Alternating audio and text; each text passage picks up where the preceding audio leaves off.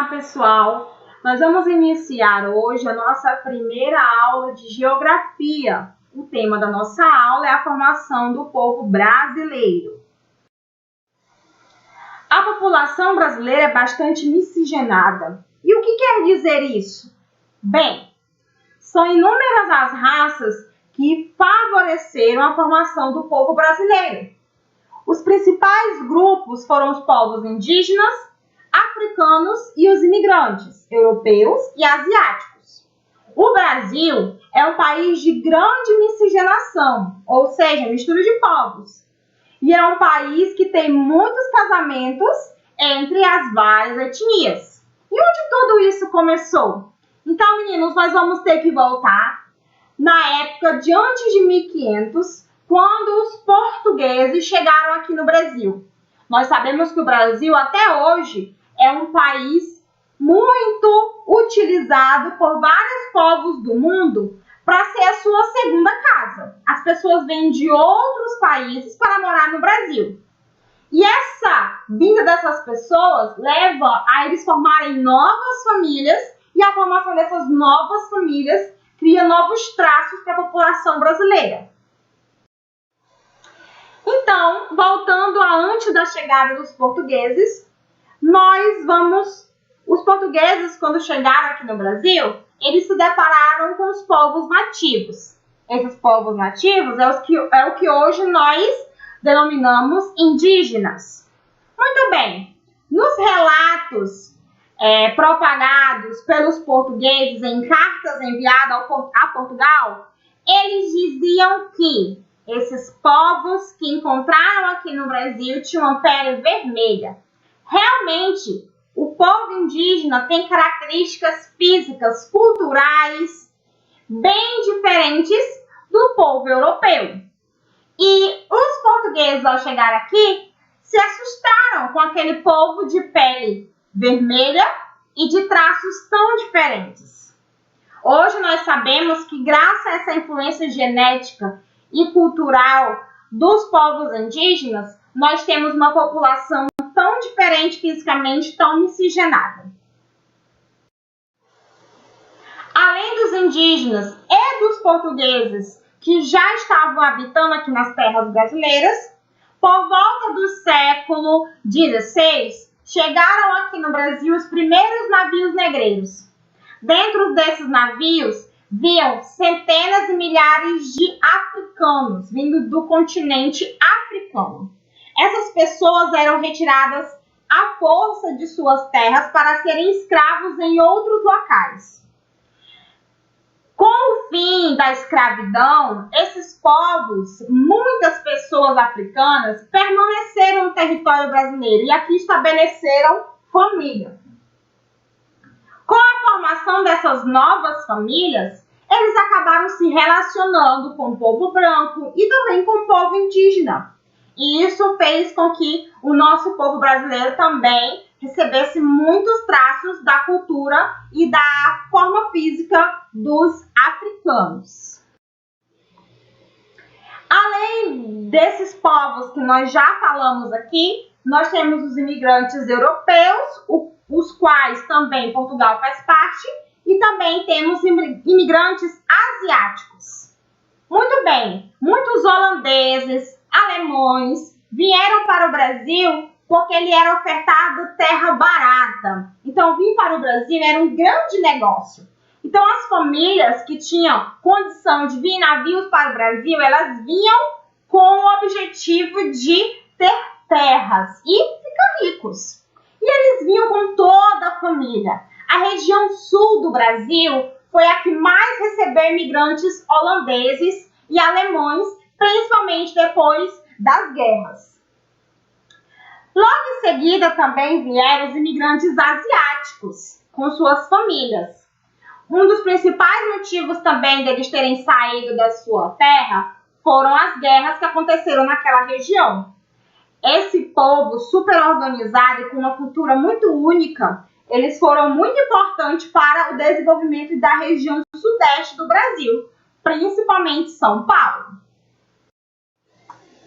Com a colonização, pessoas vindo morar no Brasil no nosso país, misturou-se o sangue dos portugueses com os índios, que já estavam aqui antes do descobrimento do Brasil. Mais tarde, os negros foram trazidos da África à força pelos portugueses para trabalharem como escravos no cultivo da cana-de-açúcar e do café também.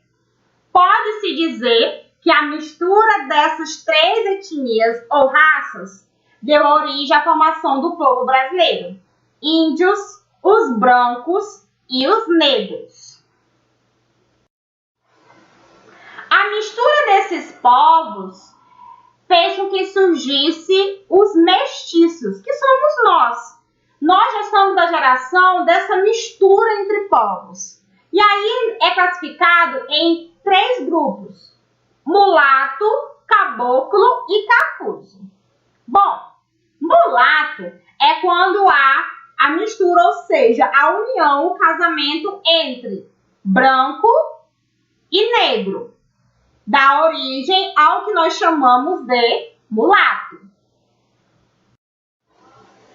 Já o caboclo é a união entre branco e índio, ou índia e um branco.